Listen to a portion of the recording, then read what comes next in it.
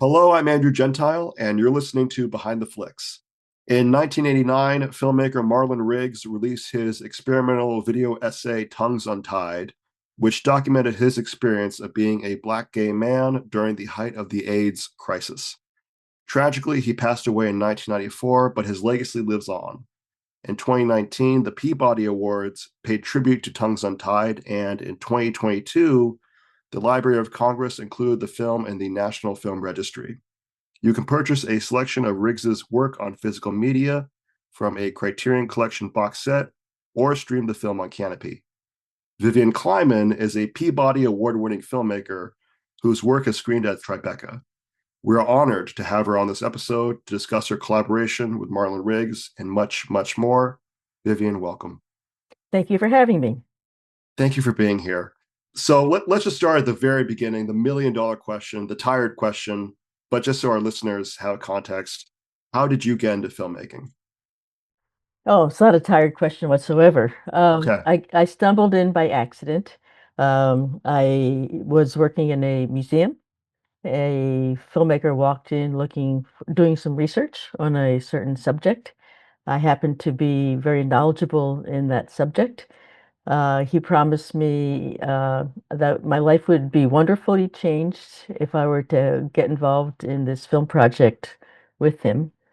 And we sat down, smoked a joint, wrote a proposal or 500, and out of that came my first filmmaking experience, which actually took place in Morocco, where we did a feature-length documentary profiling the history of relations among the Jewish community with Muslims, Christians, Berbers, and a whole melange of folks, so that the location of Morocco was a microcosm for the Jewish diasporic experience in general over the centuries. I just rolled up my sleeves, got involved in filmmaking first as a researcher, associate producer, and then after a few years of slogging through the wilderness, I was a producer along with him and another person. How did you meet Marlon Riggs? That's the probably the other $1 million question. That's actually fun because in describing that, I also have the opportunity of describing how Marlon himself changed over the years. Uh, Marlon had moved to Oakland to go to a graduate program at the University of California at Berkeley in their graduate program in journalism. He was going to be a stand-up reporter. In the news department. And he also had an inclination for documentary filmmaking, or doing features for news departments. He, when he graduated from that program, his first job was with one of his instructors at a little video company that the instructor had. And that company was doing what we call industrials, videos for corporate use, or there was a famous series they did of on duck hunting. And Marlon's role in that little company was as a techie. He was at that time in the early 80s finishing a video. This was all done in video.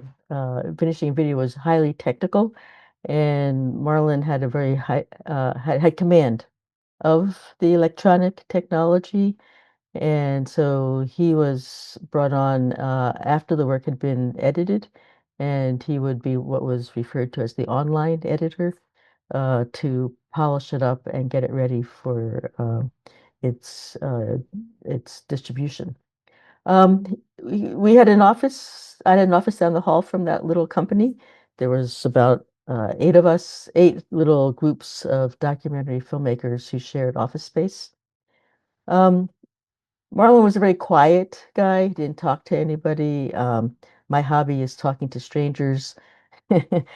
Reached out. We started having conversations in the hallway, and soon enough, we were on the floor laughing and enjoying each other's stories. He started telling me about a an idea he had for his own documentary film. It would have been his first film after completing the graduate program. And at one point I said, "Hey, Marlon, stop, enough talking. I have this office. I have an extra desk. I have this thing called what back then it was the state-of-the-art technology, an IBM Selectric typewriter that was electric. You push a button and it erases the prior letter. And I said, come in, use my office, and get started on your project, and let's see what happens." And long story short, out of that experience, launched his first feature-length film called Ethnic Notions, which, by the way, to this date, so that was finished, I think it was 87. Um, to this day, it is the highest selling of all of his films. Wow. So you could say that I helped launch his getting involved in independent filmmaking. So you were one of the probably the main motivator in terms of helping this legendary filmmaker. I don't think I would say motivator because he was motivated. Okay. I would definitely say mentor. At the time, we were friends. We didn't care about credits. If it were today and somebody were signing a credit, I would have been a producer on the film. But really, I was a mentor. Oh, you need insurance. Oh, you need this thing called releases, and you need contracts, and and fundraising and all that kind of stuff. Producer kind of stuff. So that does lead to my next question. Thank you for that great transition. As you mentioned, you were probably more of a producer on the film Tongues Untied, but you're credited as additional cinematographer. Well, excuse me, I was talking about ethnic notions Oh, I'm on sorry. that film. I'm so sorry. I was And rough transition. yeah, Tongues Untied, I also did a lot of work that doesn't show up in the credits, and that's we weren't caring about credits. But I remember very clearly the day Marlon walked down the hall at that point, he had his own office space and I had mine across the hall from him. And one day he came down the hall, with his eyes were shining, and he had this biggest smile. "Vivian, I have my next project." "Oh, what's that?" "I just read this book of poetry, an anthology of poems by Black gay men, and I'm going to do something with with these poems." "Oh, what are you going to do with them?" I'm going to do like just a little, I'm going to take the poems and have people read them and have some visuals that will go along. Oh, I said sort of like a slideshowy kind of a thing, which is all this is pre-PowerPoint and pre-internet. Um, and so his original idea for Tungsten Tide from that day was like a 12-minute little piece of hearing the poems and seeing images. And my involvement was as a sounding board, giving feedback on scripts that he was doing. And then his life changed dramatically when he fell ill and almost died. So you mentioned how his initial idea for Tongues Untied was poetry, which is still very prevalent in the film. Um, do you have any insights into how that evolved from a 12-minute piece into an hour, slightly less than an hour long piece? Marlon took a vacation abroad to visit in part, he visited his parents who were living in Germany at the time. And as I just said, he fell ill. He had an allergic reaction to a medication he was taking. And luckily, he was in Germany, and where they have very good health care for all. And they quickly assessed that he was HIV positive, and he had kidney failure, and his life changed at that moment, and so did his relationship to the project that he had started, Tongues Untied. Right. And at that point, once he had a medical, flight with a doctor by his side to take him back to Oakland. That's when I met his mom at the Oakland airport when they arrived. Um, and I think it was the Oakland airport. Actually, I don't remember exactly, but in any event, at the Bay Area airport. Uh, and it was a very slow process of regaining his strength. Obviously, he didn't recover in terms of he had kidney failure, and at that time it was pre-AIDS cocktails, so it was a death sentence Yeah. to be HIV positive at that time, and uh, that's what changed his relationship to the film entirely. It went from being a curious 12-minute piece conversation starter for Black gay men to a searingly personal and raw and totally from the heart uh, process of making a film that was a not a complete departure from what he had done before. People kind of forget that Ethnic Notions itself uh, was a departure from standard documentary filmmaking. It included dramatic recreations and performance and music. But Tongues Untied took filmmaking to a whole new level so that as you introduce the piece as an experimental film, the term experimental documentary was first used to describe Tongues Untied.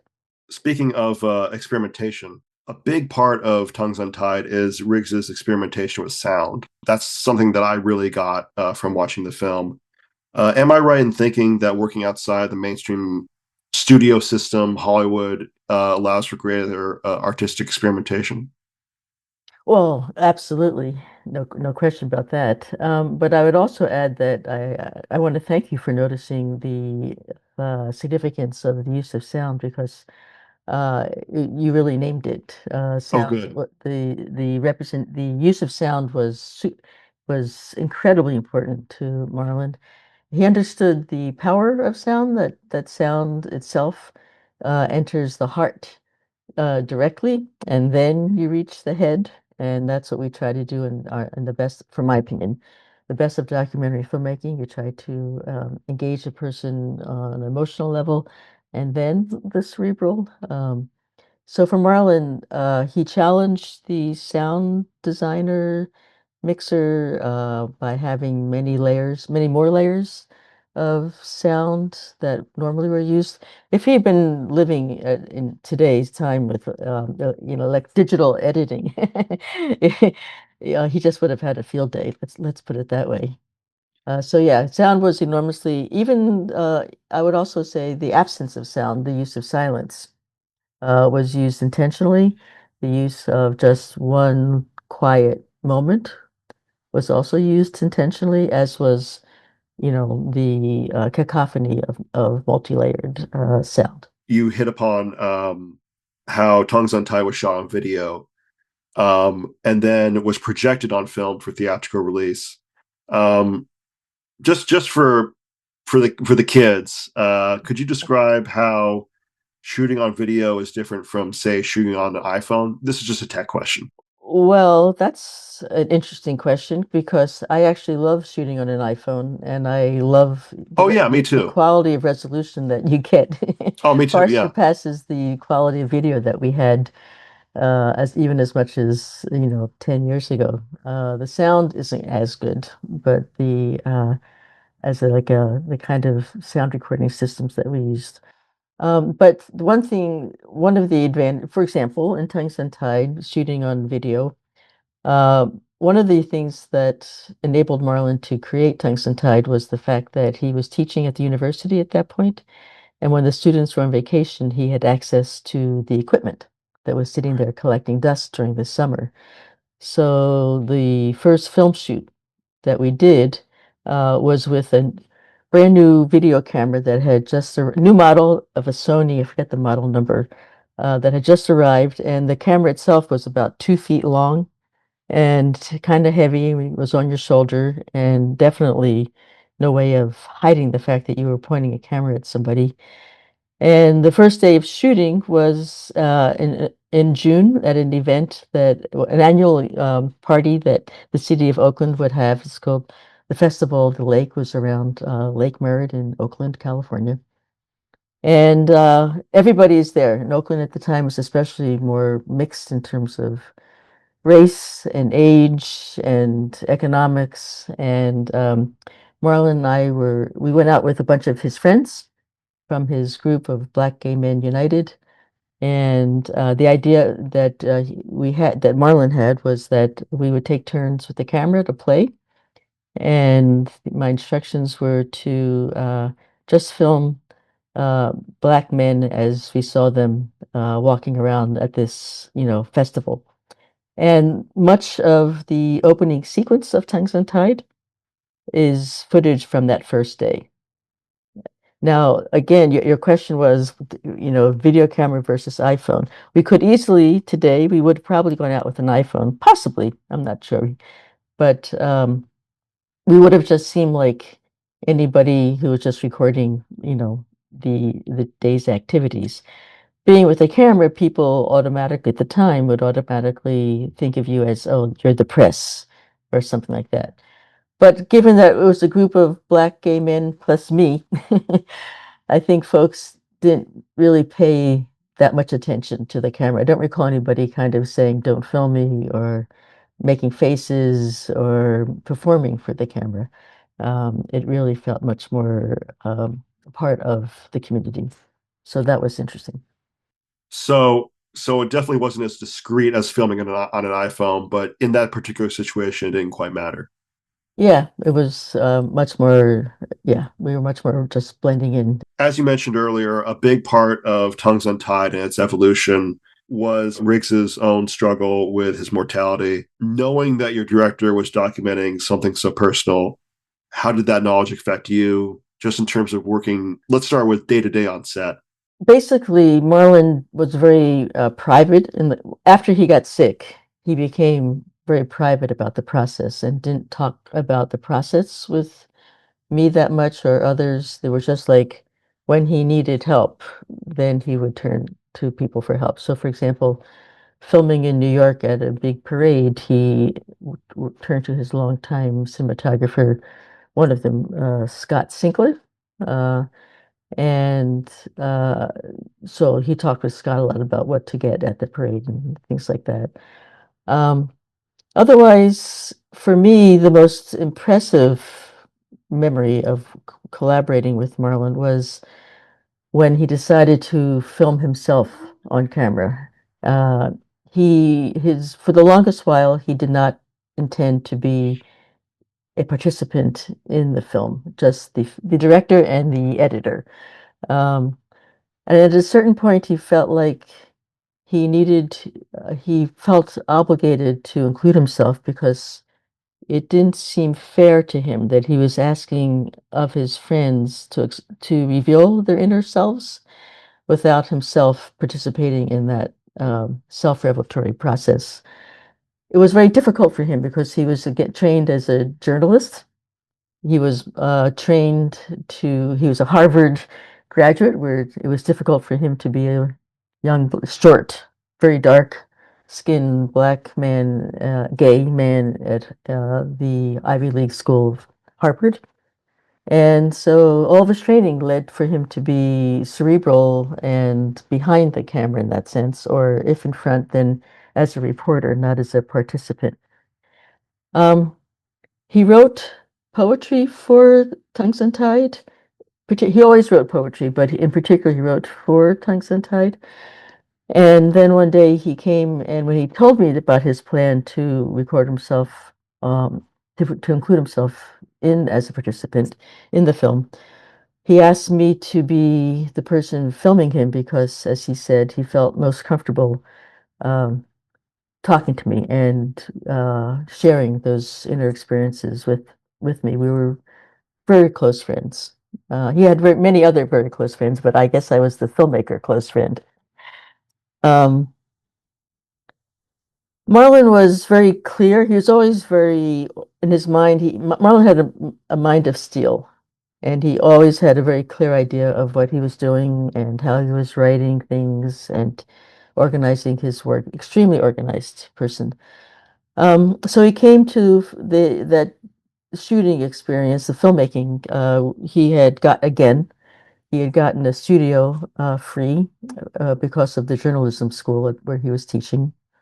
And we had studio lights in his studio, and it was really kind of exciting that way to be able to control, because I'm a documentary filmmaker. We don't get to control light and color. Uh, we're happy to get things recorded. Um, he was very clear, not just about the content, but he's very clear about the framing. Now, for these two lines of the poem, we're going to start out in an extreme close-up, my lips only. And then for these two lines, we're going to pull back and you're going to include my eyes and this. He had everything mapped out in his head, not on paper, in his head. And so it went. I did as he requested.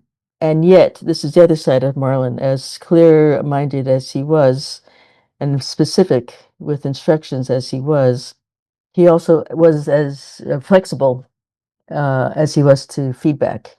And so there were times when I said, this language may have been great when you wrote it, but it sounds strange when you speak it. Can you try a different word or a different emphasis? Or did you really mean to say X? I think you meant to say Y. Or did you remember that this word has meanings that are different from what I think you intended?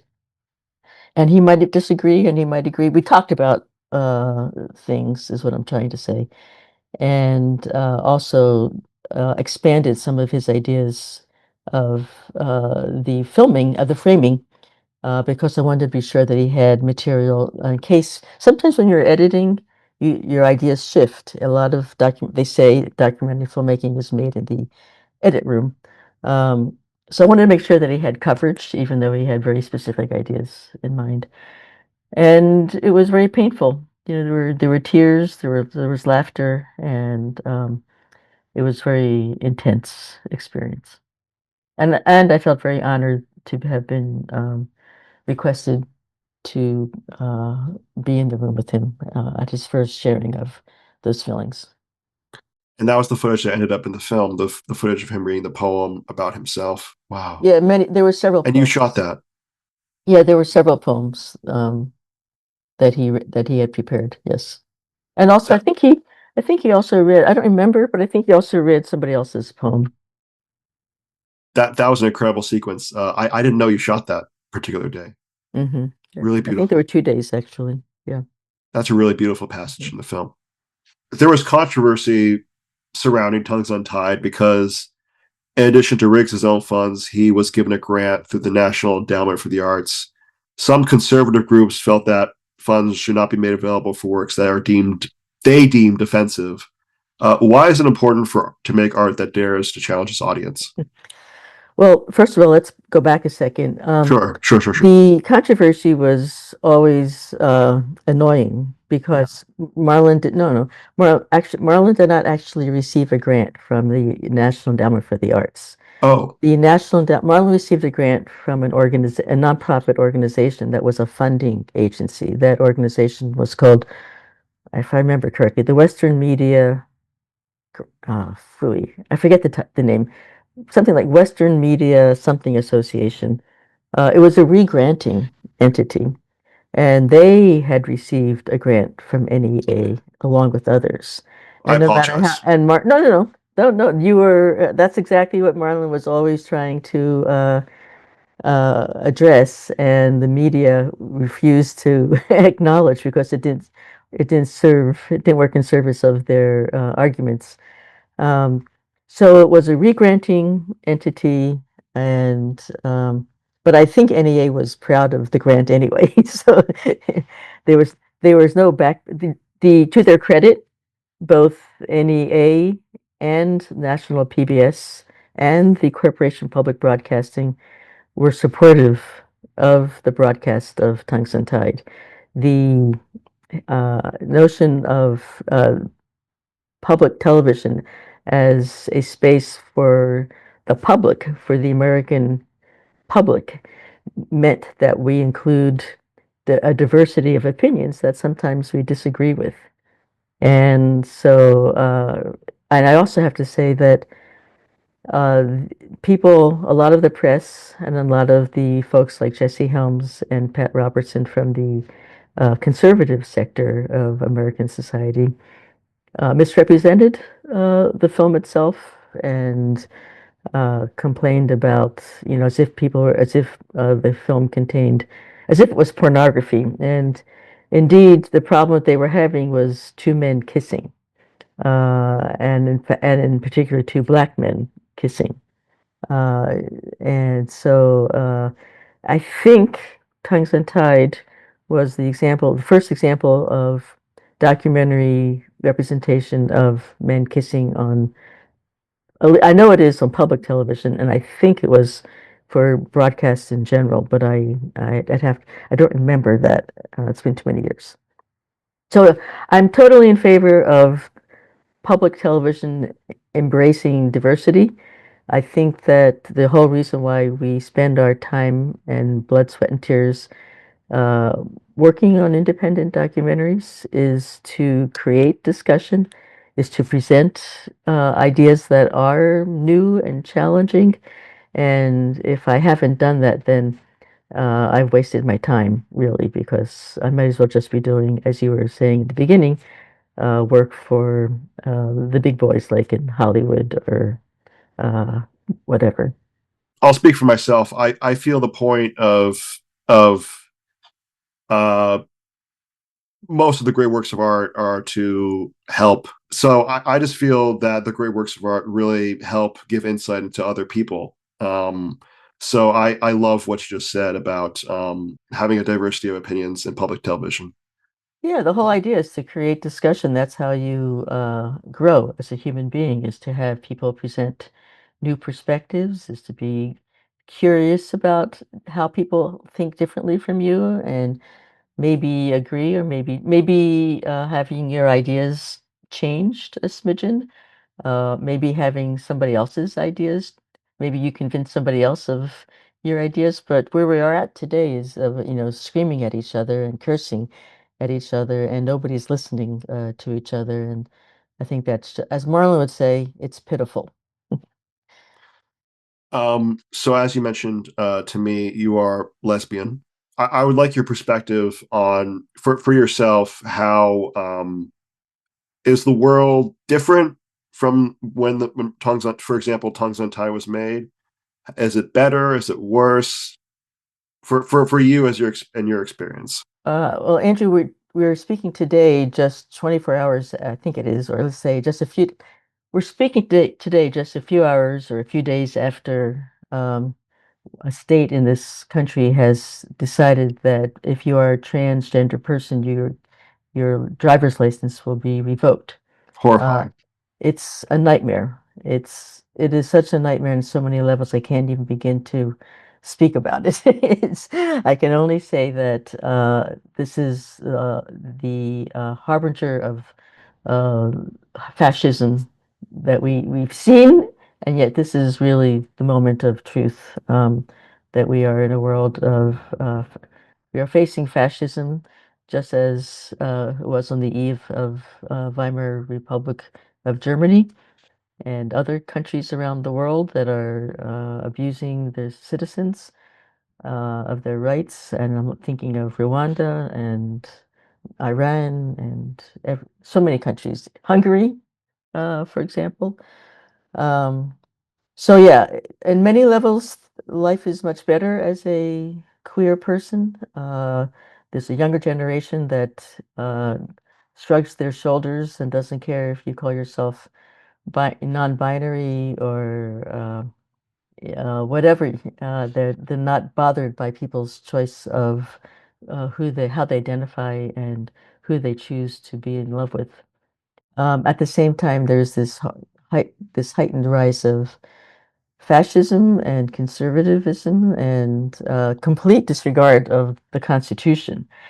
So if we'd had this discussion a year ago, I would be answering very differently than today. But I would say that I'm grateful that I'm living in Northern California and where I feel like we have a community that is embracing of diversity and um, where I feel safe. I I, I'm horrified too about what's going on in this country. And so and so I I consider myself a human being with empathy and an artist who hopes to explore themes and ideas that are outside my own lived experience. If I were to explore themes and ideas such as queerness, such as race in my own work, what advice could you give me in order to create work that is respectful and accurate? Well, that's an interesting question because there's a lot of controversy. There has been over recent years controversy around who gets to tell whose stories, and these are very legitimate and serious concerns because for so many decades, marginalized people have not been given a voice, have not been given access to funding, to training programs, to distribution of their work in thinking about filmmaking.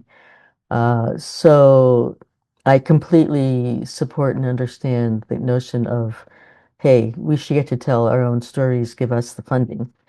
I don't think that should come, however, at, at the exclusion of other people coming in and thinking about and being curious about worlds outside of their own, because otherwise, we'd only be, I'd only be allowed to tell a story about my little, neighborhood, my small little world. And that's too constricting for me. So I think that it's complicated when one does want to look at outside of one's own community at others. And I believe that the best way to handle that is to include people from that community in the filmmaking process. And that could be and should be, has to be by having consultants, no matter whether you have funding that require the funder that requires it or just or not. It's obligatory to have folks on board from that community who are not just by title a consultant, but actively given a voice in decision making. They're not the director. The director is one person or two people, whoever is decided. They might be a director, but if they're not a director, it's still there has to be some accountability to the community, understanding that sometimes there's individual differences that have to be parsed. So I think the key word is accountability. And for example, I once had a colleague tell me that, oh, the people that he filmed all signed a release. So ergo, I can do whatever I want with the footage. I don't need to show them what I've done. I don't need their approval. I'm free to do whatever I want. And it's like, well, not exactly. Legally, yes, they signed a release, but then there's this ethical layer of responsibility to the community. And we had a very heated discussion over that. So definitely accountability is I think the key factor. And we Having a also have one more thing. You actually used the word a little bit earlier, and I'd like to echo that word, which is to be empathic. And not all of us are necessarily empathic. And I think that that's really a critical skill to have to be a good documentary filmmaker or writer. And by that, I mean you have to have the ability, A, to be curious about other people, and B, have the ability to put yourself in their shoes and think about what it might be like for them to, for example, be asked a certain question or to be put into a certain situation. Um, for example, there's a very highly regarded documentary filmmaker who did a film about people who had about a situation of extreme dictatorship in a certain country, and he had people who had experienced that the horrors of that dictatorship. He had them recreate those experiences through a dramatic recreation, not with actors but with the real people. And to me, that was horrifying. Why would you torment, re-trigger folks? I don't think the people who participated were prepared for the impact that that experience would have on their lives. And indeed, there was a lot of uh, complaints about it afterwards. So, My hope for myself is to be part of the solution in terms of helping others and not part of the problem. Um, That's lovely. thank you. I don't want to make you speak for the world, so let's just keep it between you and Oh, me. I do. Oh, Let okay, me, let okay, me. okay, sure. No. What? Sure, actually, why not? What can I do to be a better ally to you and to others? Oh, I see what you're thinking. Um, well, let me, before I go there, there was one other thing I wanted to add about Sure, sure, sure. the prior question, Please. because I think you in particular will find it interesting. Uh, Marlon had hoped to live to complete his final film himself, Black is Black Ain't. Sadly, he died before it was completed, and it was completed posthumously by a team of people who were very close with him. But he also had in mind his next project, and his next project was going to be the definitive, and this was in the early 90s that he was making this description of his next work. His next work was going to be the definitive work film about lesbians. Hmm, Not black lesbians, even, just lesbians. Now, right. Marlon was not a lesbian, and he he valued uh, his what should I say? His professionalism, his sensibility, his sensitivity, and he saw no problem of working on a project, working on a community that was outside of his own. So I offer that to folks as an example of outsider view on another community.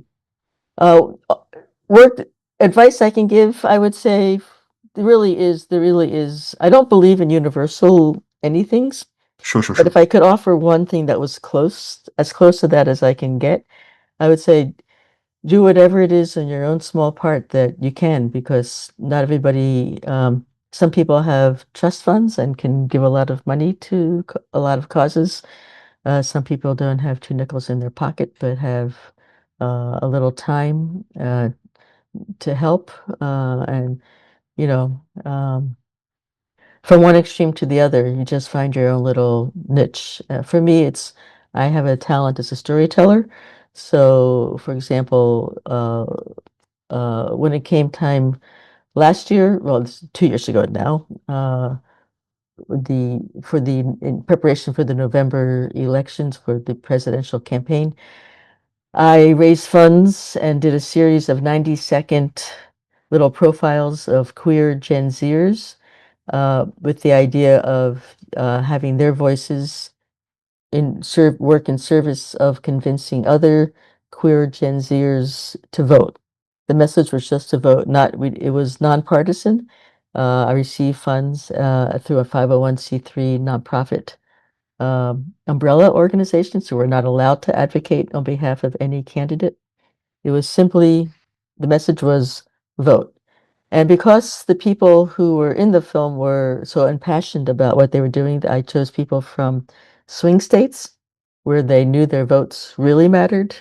Um, it had a powerful impact, and it went wide and far. It was designed for social media, and it ended up being shared by lots of folks on TikTok and Discord and many places. George Takei from Star Trek shared it on his social media, and that he had millions of followers, and they shared it. So my little effort to encourage queer Gen Zers to vote actually was seen by a much larger number of people. So, and I have to add a little plug. Queer Gen Zers voted disproportionately than their counterparts, straight counterparts. 85% of queer Gen Zers voted. And I'm going to raise funds to repeat that exercise and get folks out in the fall because we need it. Yes, we do. And thank you for doing that work. Thank you. How did your experience working with Marlon Riggs inform your own work going forward? Great question. Thank you so much. I haven't thought about that in a while. Thank you. Um, a couple of things. I did not run out to become a personal filmmaker, although I've thought about it. But there's one major lesson that I got out of it that I use all the time in my own filmmaking. And as somebody who I used to teach in the graduate program in documentary filmmaking at Stanford University, and I'm Incredible. sure that my students would hear this lesson also. Uh, Marlon made Tongues Untied for a very specific audience, Black gay men, not for anybody else. It was not for, if it was for the general population of, let's say, public television, he would have started off with statistics. It would have been something like the typical PBS documentary.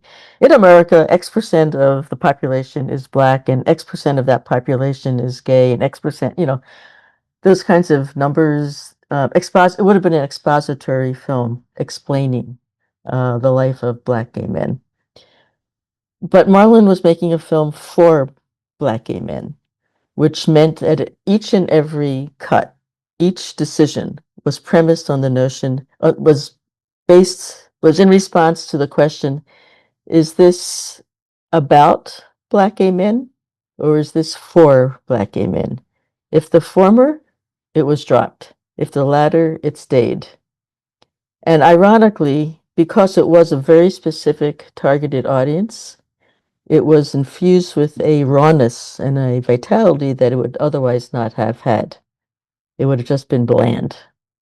But because it was so focused and honest, it was that honesty itself that then drew in anyone who began to watch it. And it's been looped in galleries and museums. I've been there. I've watched all ages and kinds of people sort of start to walk by, but be caught by a moment, sit down and be riveted, and they were not Black gay men, I promise you. So the most important lesson I've taken from my relationship with Marlon was to think about who your audience is at the get-go and make the film for that person. And in the end, your piece would be much stronger than it would otherwise have been. That's the impact that Marlon had on me as a filmmaker. Uh, as far as my life has been completely changed because of our friendship. And I sadly got to be side by side with him through some pretty horrible, racist experiences. And I became much more cognizant of situations and moments that some might just shrug their shoulders and go, "Oh, it was just a joke." But I understand where the genesis of the comment and the roots of it and its significance for a Black person in particular. And I get to speak up and I get to name it and I get to try to make the person a little more sensitive. A small example, Marlon purchased a printer for his office. It was not compatible with back then we had compatibility issues. It was not compatible with his computer. He went to take it back. They refused because it had been used a couple of times. Um, he had his assistant, who was office manager, I should say, who was a Black American, get on the phone and try to talk to the manager, and she was dismissed readily. Marlon himself got on the phone and tried. He was dismissed. Anybody with who sounded Black. I got on the phone, and in about 4 minutes, the refund was made. Wow. And that experience is seared in my. I remember that moment when I put the phone down and walked over to Marlon and explained that the refund was happening, and I started to cry. That makes me want to cry too. That's I mean it's I've heard stories like that, but I can't understand that lived experience, and that makes me sad. But thank you for sharing that. Last year, Trump suggested that the National Endowment for the Arts should be disbanded. Why are grants and institutions such as that critical for artists? You know, The NEA grants in particular were not necessarily for documentary filmmaking. Sure. That branch were not necessarily the biggest grants on the planet, but they were incredibly significant. And this is true of many grants programs. It is each, first of all, for most of us, like 99% of us, each dollar matters. Um, but more than that comes with a grant from the NEA or the NEH. NEH grants are bigger, but that's another question. But with those grants, let's say from the California, from the state humanities councils or smaller family foundations, with those grants comes a lot of recognition and other potential funders, when they see that you've gotten a grant from the National Endowment for the Arts or some equivalent, or from the Ford Foundation or whatever, um, they know that you've been through a rigorous process of application and grant writing and conceptualizing and putting together your work and starting to do the actual work on the film. Uh, and that layer of review that you've already gone through lets others feel okay about supporting your work. And it's that level of having passed the test, uh, that really helps you go on. It's a big honor, and it speaks volumes of the caliber of the work that you're doing. But by the way, it funding of the arts is what a government should do. And in all the European countries have arts commissions. They have film commissions that fund films, features, and documentary. The value of the arts for a civilized society is recognized by many countries in the world, except ours. Yeah. We really definitely have to put more. And it was obvious statement of the century. We have to put more money into arts and humanities in order to advance our culture, and we're not doing that. Can you share any final thoughts before we wrap up on Tongues Untied, on your collaboration with Marlon Riggs, or any other final thoughts you can share? Well, the only thing is, I'm sorry that Marlon isn't here to speak for his work and to speak with all the new generations of people who are equally impacted by the work as they were when it was first released. It's astonishing to see feedback online, for example, or when I go to different screenings. New generation equally impacted by work. It's at once incredibly gratifying to see the legacy that the film has had.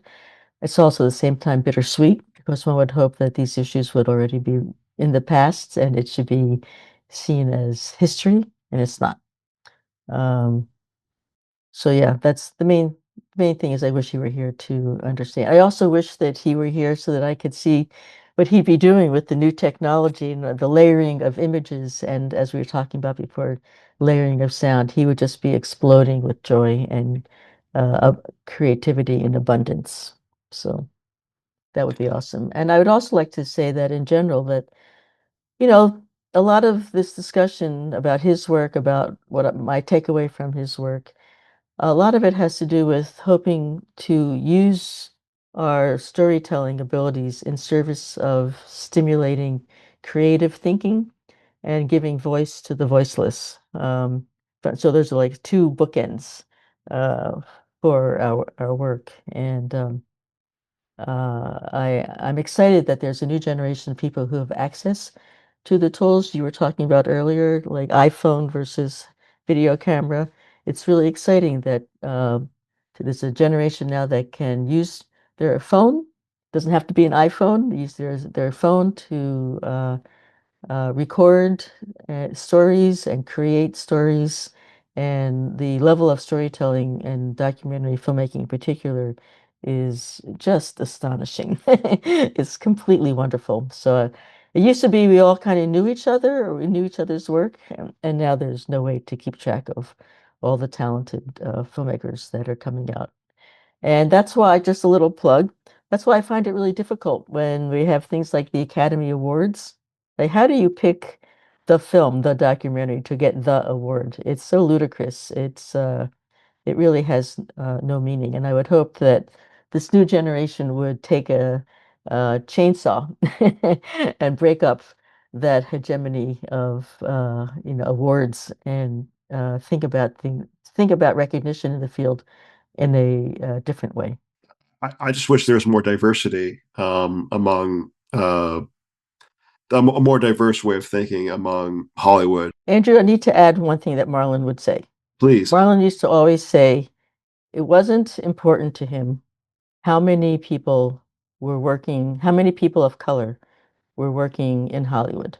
Marlon always said, I don't care how many people are operating the camera or writing the scripts or being producers. That doesn't matter to me. He would always say what matters is the mentality that they bring to it. And the powers that be are very reluctant to invite people who push the boundaries of what's acceptable. And that's what Marlon was doing in his work. And we hope that some of those changes could happen in the with the people who have the big bucks. And I think it is. If you look at things like, Sinners, for example, amazing film, powerful storytelling, linking the past with the present, including a little bit of horror story or a lot. Um, so I think, but Ryan is completely was completely outside of the Hollywood studio, and when they saw the money that the ticket sales, then they embraced him and let him do his thing, and I hope that that role will help uh, create help lay the path for others to follow. I hope so too. So two more questions for you. Where can people follow you and what do you have to promote? Um, Quickest is by a website, viviankleiman.com. I have different websites for the different films because I collaborate with different people. Um, but if you just type in my name, even just Viv Kleiman, spelled even incorrectly, will probably get you there. And I'd love for people to watch No Straight Lines, the film that I finished. It's been a while now. 2021, we released it in at the Tribeca Film Festival, and then it was amazingly broadcast on national PBS starting in 2023. It might still be available if you're a member of PBS. It was in December. I don't know if it still is. But we are working with with the distribution possibility so that individuals can stream it at home. So that's No Straight Lines is a history of queer comic book artists in the United States, from the early days in the 60s when to be queer in the underground comic scene was to be marginalized, to Alison Bechdel's major smash hit, Fun Home, that was New York Times Book of the Year. And so it's a look at the people who influenced her and the people who followed her and were influenced by her, including some web comics artists. And I just finished a short film that's being released in a film festival in Northern California in April. Stay tuned. Vivian, thank you so much for joining us on Behind the Flicks. I hope you'll come back. Thank you so very much, Andrew. I loved having a conversation with you. And also, thanks to Kara Harold for organizing this interview. Yeah, she's the best. Wonderful. Listeners, if you have any comments, questions, or suggestions for future episodes, feel free to shoot us an email at independentcareerstudios@gmail.com. If you like that episode, feel free to write a review and subscribe to us on Apple Podcasts, SoundCloud, Spotify, or YouTube. We'd love to hear your feedback. Behind the Flicks was created by myself and Ariana. I edited this episode. My name is Aaron Gentile. This has been an Independent Career Studios production.